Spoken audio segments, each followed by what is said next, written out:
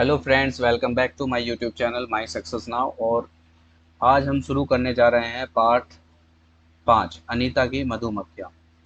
देखिए दोस्तों, class third की एनसीईआरटी हम कंप्लीट कर चुके हैं और आज हम शुरू अब हमने धीरे धीरे क्लास फोर्थ की एनसीईआरटी शुरू कर दी है और आज हम चैप्टर नंबर 5 पर आ गए हैं। ये बहुत ही मोस्ट इम्पोर्टेंट चैप्टर है और इस चैप्टर से अक्सर सी टेट में और यूपी टेट में और टेट एग्जाम्स में क्वेश्चन आते हैं, तो इस चैप्टर को ध्यान से समझें। चलिए, और दोस्तों वीडियो को लाइक कर दिया करें। वीडियो को लाइक और सब्सक्राइब कर चैनल को सब्सक्राइब करना ना भूला करें। थोड़ा सा समय लगता है। चलिए चैप्टर को शुरू करते हैं। ये एक सच्ची घटना पर आधारित कहानी है जिसे हम पढ़ने जा रहे हैं। मेरा नाम अनीता कुशवाहा है। मैं मुजफ्फरपुर जिले के बोचहा गांव में रहती हूँ। देखिए, यहाँ पर आपको नोट करना है, ये कहानी किसकी है? अनीता कुशवाहा। और अनीता कहाँ पर रहती है? अनीता रहती है मुजफ्फरपुर जिले के बचोहा गांव में। ठीक है, जो बिहार में पड़ता है। जो कहाँ पर है? बिहार में है। मेरे घर में माँ, पिताजी और दो छोटे भाई हैं। मैं कॉलेज में पढ़ती हूँ और कॉलेज के बच्चों को पढ़ाती हूँ। सॉरी, और स्कूल के बच्चों को पढ़ाती हूँ। यानी अनीता क्या करती है? वो स्कूल में, कॉलेज में पढ़ती है और स्कूल के बच्चों को पढ़ाती है। मैं मधुमक्खी पालने का काम करती हूँ। और ये क्या काम करती हैं? पढ़ाई के साथ साथ ये करती हैं मधुमक्खी पालने का काम। इन सब पर इन सब इतना सब कर पाने के लिए मेरे लिए आसान नहीं था। ये सब कर पाना अनीता के लिए क्या था? ये सब कर पाना अनीता के लिए आसान नहीं था। जब मैं छोटी थी तब मैं दिन भर बकरियां चराती थी। मेरा भी स्कूल जाने का मन करता था, पर माँ पिताजी को लड़कियों का स्कूल जाना पसंद नहीं था। देखिए, एक सच्ची कहानी है। यह एक सच्ची कहानी है।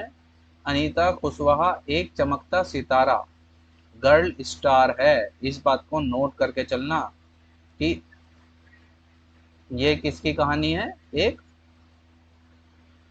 सच्ची घटना पर आधारित है। चमकते सितारे उन साधारण लड़कियों की असाधारण कहानियां हैं जिन्होंने स्कूल जाकर अपनी जिंदगी बदल दी। बच्चों से किताब में के अंतिम पृष्ठ पर दिए गए भारत के नक्शे में बिहार ढूंढने को कहें। यहाँ बच्चों से डिस्कस किया जाए।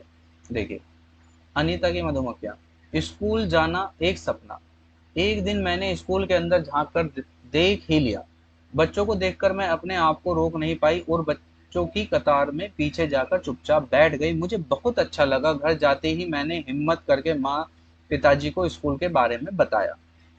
उन्होंने मुझे स्कूल जाने के लिए बिल्कुल मना कर दिया। यानी यहाँ पर क्या हुआ कि यहाँ पर माता जी और पिताजी ने स्कूल जाने के लिए मना कर दिया। उस दिन मैं बहुत रोई।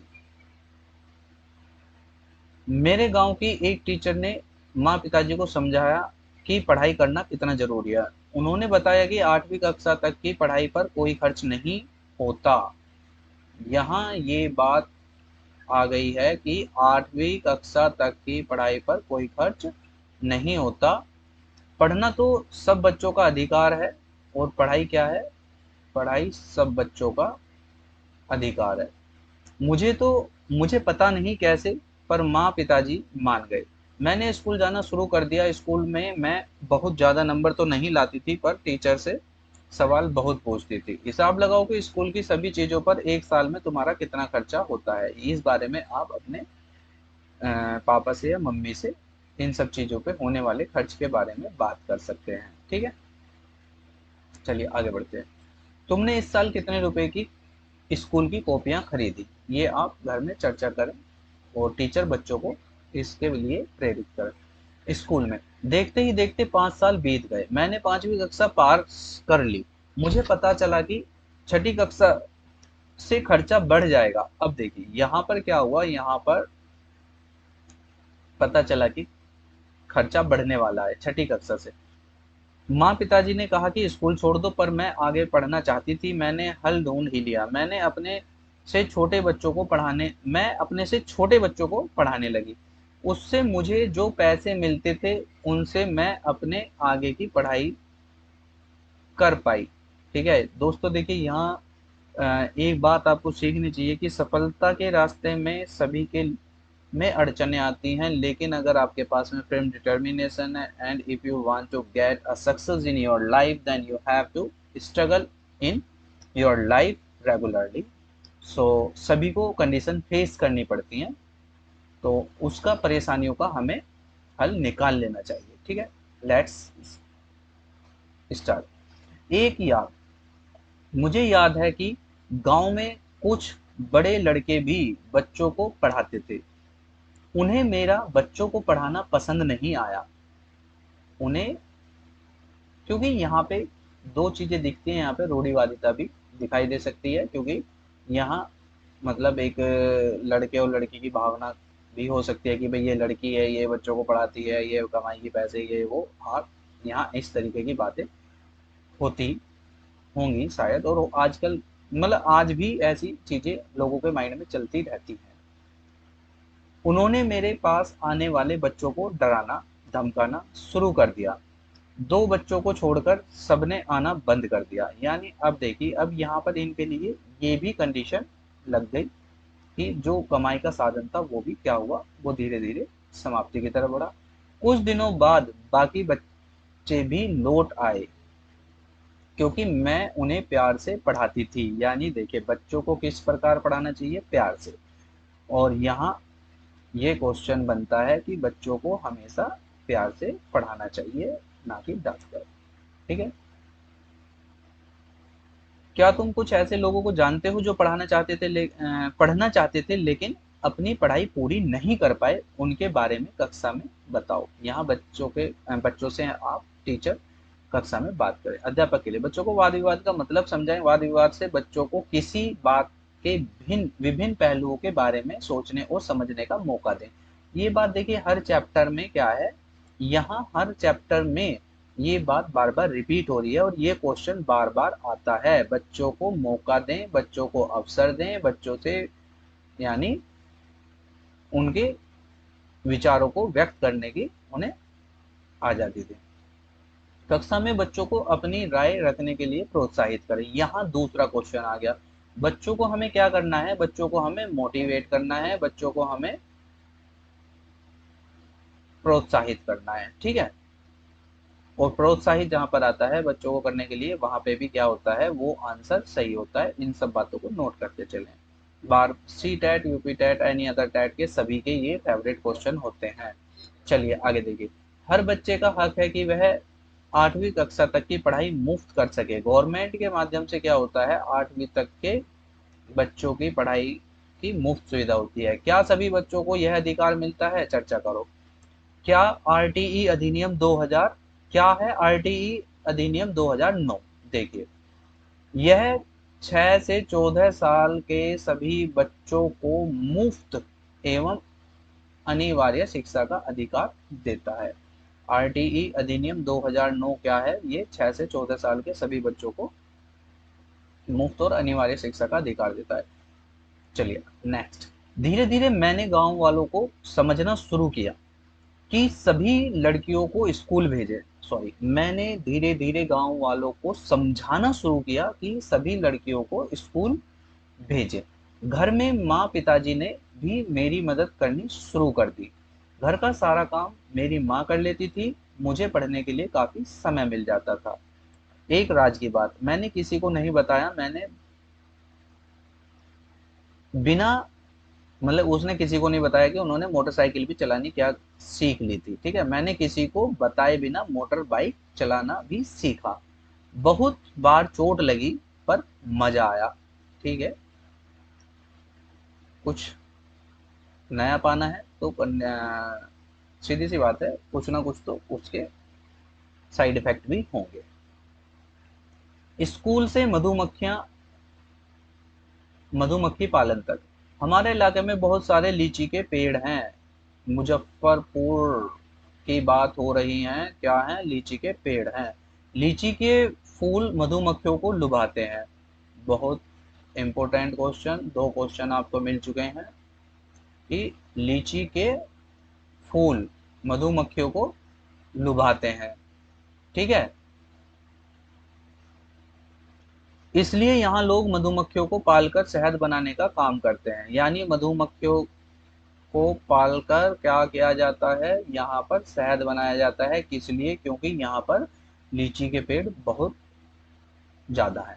मैंने सोचा कि क्यों ना मैं भी यह काम कर लूँ। तब मैंने गांव में मधुमक्खी पालने के एक सरकारी कोर्स में भाग लिया। कोर्स में भाग लेने वालों में मैं अकेली लड़की थी। ट्रेनिंग में मुझे पता चला कि अक्टूबर से दिसंबर तक का समय, very very most important, note किया जाए, कई बार आया हुआ क्वेश्चन है। अक्टूबर से दिसंबर तक का समय जो होता है मधुमक्खियों के अंडे देने का समय होता है। मधुमक्खी पालन शुरू करने का सबसे अच्छा समय यही होता है।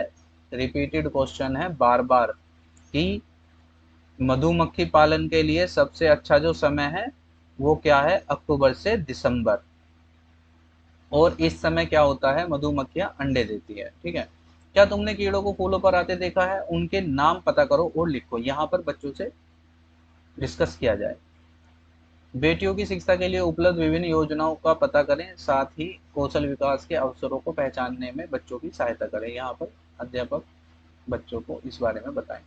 अनीता मधुमक्खी पालक। मैंने मधुमक्खी पालने का कोर्स कर लिया, लेकिन अपना काम शुरू करने के लिए मेरे पास रुपए नहीं थे। मैंने कुछ समय तक इंतजार किया और बच्चों को पढ़ाकर 5,000 रुपए बचाए। यानी कितने रुपए बचाए? 5,000 रुपए बचाए। इन रुपयों से मैंने मधुमक्खी पालने के दो बक्से खरीदे। एक बक्से की कीमत 2,000 रुपए थी। एक बक्से की कीमत कितनी थी? 2,000 रुपए। बाकी बचे रुपयों से मीठा घोल बनाने के लिए चीनी और छत्ते को साफ करने के लिए दवाइयाँ खरीदी। यानी कि जो शहद बनता है उससे क्या किया जाता है? उससे बनाने के लिए चीनी के घोल भी तैयार किए जाते हैं और दवाइयाँ भी ली जाती हैं जिससे कि छत्ते को साफ किया जा सके। जैसे कि ये यहाँ पर मधुमक्खियाँ आप देख पा रहे हैं, ये देखिए, और इस छत्ते को दवाइयों से साफ किया जाता है। यहाँ आप देख सकते हैं ये अनीता है और ये मधुमक्खी पालने के बॉक्स हैं। कहीं आपको जंगल में रखे मिल जाए तो कहीं उठाकर मत चल देना, अदरवाइज आपको इसका खामियाजा भुगतना पड़ सकता है। कभी सोचो कि वाह आज तो मिल गए बॉक्स, चलो चल के घर पर खोल के देखेंगे, ठीक है, तो इसे ट्राई मत करना। तो इसलिए ध्यान से देखें, ये जो बॉक्स रखे हैं ये बहुत खतरनाक है, इन्हें खोल के मत देखना कहीं रास्ते में जंगलों में। आगे चलें। सितंबर का महीना था, दिसंबर तक मेरे पास इतनी मधुमक्खियां हो गई कि 2 बक्से कम पड़ने लगे।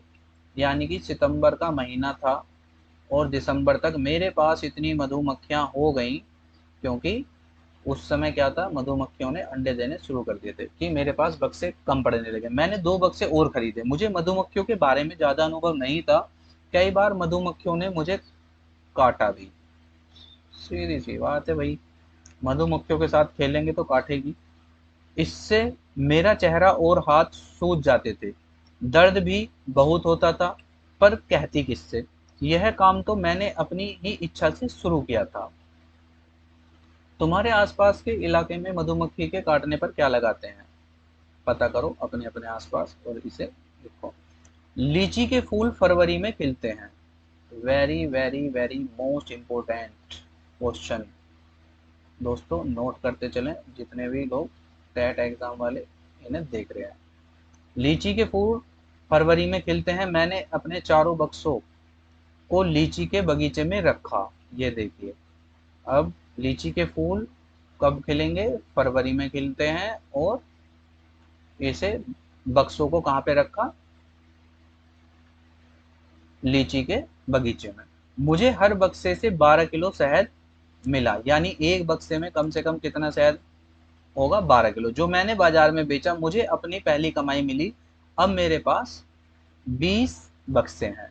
अनीता के 20 बक्सों की कुल कीमत क्या है? ठीक है, मैं रोज साइकिल से कॉलेज जाती हूँ।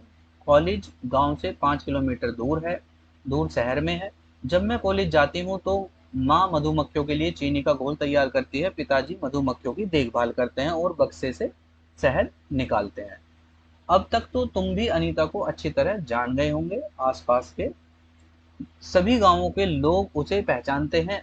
वह गांव की सभी बैठकों में जाती है और लोगों को समझाती है कि पढ़ना सबके लिए बहुत जरूरी है। कुछ लोग तो उस पर हंसते भी हैं, लेकिन अनीता को अपना काम और करना आता है और वह करती है। देखिए, ये कुछ जो होते हैं, ये वो मूर्ख लोग होते हैं जिन्होंने जिंदगी में कभी पढ़ाई की नहीं होती है, और जब उनके आगे पढ़ाई की बातें की जाती हैं तो उन्हें लगता है कि ये सामने वाला जो है ये बेवकूफ़ है। लेकिन ऐसे लोगों को कभी पढ़ने के लिए प्रेरित ना ही करें तो ही अच्छा है, क्योंकि इन मूर्खों को कभी भी पढ़ने की बातें समझ में नहीं आती हैं। तो आप पढ़ें और सिर्फ उसी से पढ़ाई की बातें करें जो पढ़ना चाहता है, और जो आपको भी नेगेटिव करे उस व्यक्ति से हमेशा दूर रहें और पढ़ाई की बातें उससे ना ही करें तो ज़्यादा बेहतर है। लेकिन अनीता को अपना काम करना है और वही करती है। अनीता होलसेलर बनना चाहती है, जिससे वह मधुमक्खी पालने वालों को शहद की सही कीमत दिलाने में मदद कर सके। पता करो, अनीता और गांव वालों को 1 किलो शहद के बदले 35 रुपए मिलते हैं। तुम्हारे यहाँ 1 किलो शहद की कितने रुपए का मिलता है, कि या 1 किलो शहद की तुम्हारे यहाँ कितनी कीमत है? यहाँ आप पता कर सकते हैं और इन सभी क्वेश्चनों का आंसर आप स्वयं दें। और यहाँ टीचर बच्चों को इस सब इनके बारे में बताएं। हर छत्ते में एक रानी मक्खी होती है जो अंडे देती है। ये नोट कर लिया जाए। जितने भी छत्ते होते हैं उन सभी में क्या होती है, एक रानी मक्खी होती है जो क्या करती है, अंडे देती है। यानी ये रानी मक्खी का क्या काम होता है? रानी मक्खी का काम है अंडे देने का। छत्ते में कुछ नर मक्खी भी होते हैं, यानी कुछ जेंट्स भी होते हैं। छत्ते में बहुत सारी काम करने वाली मक्खियाँ भी होती हैं। देखिए, अलग अलग डिपार्टमेंट है। यहाँ कुछ काम करने वाली मक्खियाँ हैं, एक रानी मक्खी है और कुछ नर मक्खी हैं। ये दिन भर काम करती हैं। यानी जो काम करने वाली मक्खियाँ हैं ये काम करती हैं, शहद के लिए फूलों का रस ढूंढती हैं। ये जो काम करने वाली मक्खियाँ हैं इनका काम ही ये है कि फूलों का रस ढूंढना शहद के लिए। जब किसी मक्खी को रस मिल जाता है, तो जब किसी मक्खी को रस मिल जाता है तो वह तरह तरह का नाच करती है। ठीक है, ये जोर जोर से अपना चिल्लाने लगती है, भीं, भीं, भीं, जिससे और मधुमक्खियां भी क्या है, पहचान जाती हैं कि यहाँ रस मिल गया है। उससे दूसरी मक्खियों को तो पता चल जाता है कि रस कहाँ है। यानी इससे क्या होता है, दूसरी मक्खियों को भी रस का पता चल जाता है। वे रस से शहद बनाती हैं। छत्ता बनाने का काम भी इन्हीं का होता है। यानी जो ये मजदूर मक्खियां हैं यही क्या करती हैं, यही छत्ता भी बनाती हैं। ठीक है, और बच्चों को पालना भी। मतलब देखो, ये मजदूर मक्खियां जो हैं, मजदूर क्या, इन्हें मजबूर बना दिया जाता है कि फूलों का रस भी यही ढूंढेंगी, शहद भी यही बनाएंगी, और बच्चों का पालन पोषण भी इन्हीं को करना है। ये न हो तो न छत्ता बने और न ही शहद इकट्ठा हो। शहद के बिना छत्ते की सारी मधुमक्खियां भूखी रह जाती हैं। यानी इन सबको क्या करना है, इन सबको सभी के लिए काम करना है। शहद के बिना मधुमक्खियां भूखी रह जाती हैं। नर मक्खी छत्ते के लिए कुछ खास काम नहीं करते। हाँ, ये देखिए भाई साहब, नर मक्खी फुलेस कुछ नहीं करना, अपना खाना बन गया, लाओ चलो दे दो, थोड़ा खा के देख लेते हैं क्या बना है। अच्छा शहद, लाओ चलो खा लेते हैं। खा लिया पी लिया अपना मजे में। नर मक्खी को कुछ खास काम नहीं करना, बैठे हैं अपना बातचीत कर रहे हैं, इसके अलावा इनका कोई काम नहीं होता। ठीक है, चलिए आगे चल रहे। मधुमक्खी के अलावा और कौन कौन से कीड़े हैं जो समूह में रहते हैं? मधुमक्खी की तरह ही चींटियां भी मिलजुल कर रहती हैं। देखिए, मधुमक्खियां और चींटियां क्या करती हैं, ये भी मिलजुल कर रहती हैं। सभी चींटियों का काम बटा होता है। रानी चींटी अंडे देती है। यानी ये रानी चींटी, इसका क्या काम है, पुटुक पुटुक पुटुक पुटुक पुटुक सिर्फ अंडे देना।